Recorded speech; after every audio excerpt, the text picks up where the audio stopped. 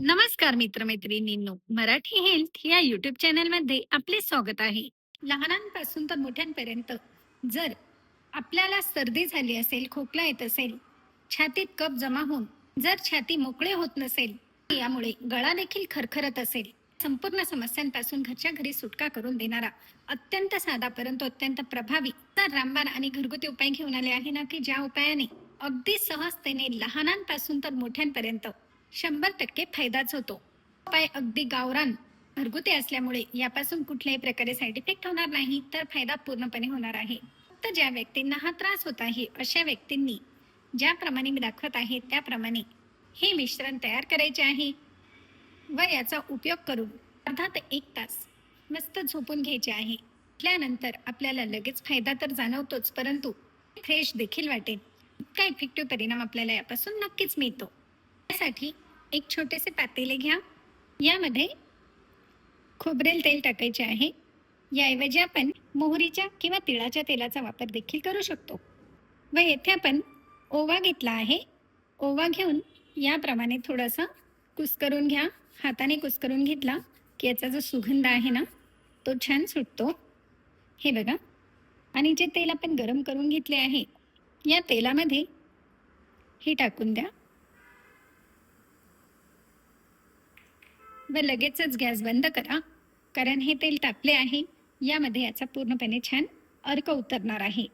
दुसरे म्हणजे हे आपण भीमसेनी कापूर घेतला आहे.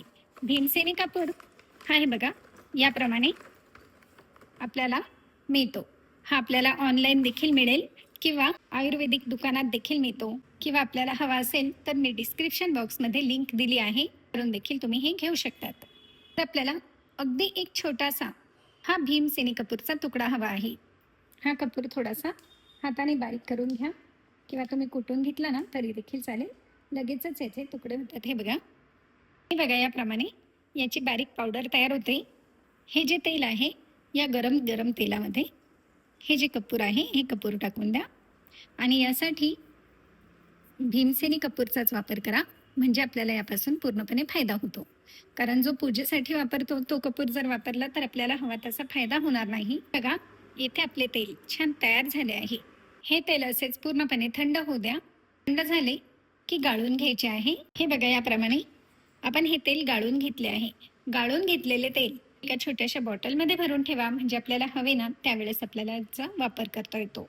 या तेलाचा वापर कसा करावा, तर आपल्या माथ्यावर, गळ्यावर, छातीवर, तळहात व तळपायांना या तेलाने अलगद हाताने मसाज करायचे आहे. आणि ही मसाज केल्यानंतर 1 ते 1.5 तास झोपून घ्या.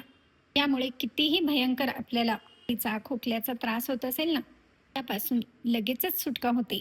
आणि हो, सर्दी खोकल्याचा त्रास असेल ना, तर आपण जे पाणी पितो ते पाणी देखील गरम करून नॉर्मल कोमट असताना प्या, म्हणजे कफ अगदी मोकळा होतो व आपल्याला या उपायाने पूर्णपणे आराम देखील मिळतो. व लहानांपासून तर मोठ्यांपर्यंत आपण सर्वांनाच हा उपाय करू शकतो, कारण यापासून कुठल्याही प्रकारे साईड इफेक्ट होणार नाही, तर फायदा पूर्णपणे होणार आहे. तर मग आहे की नाही अत्यंत साधा, सोपा आणि घरगुती नॅचरल उपाय? मग लाईक, शेअर व सबस्क्राईब करायला देखील विसरू नका. धन्यवाद.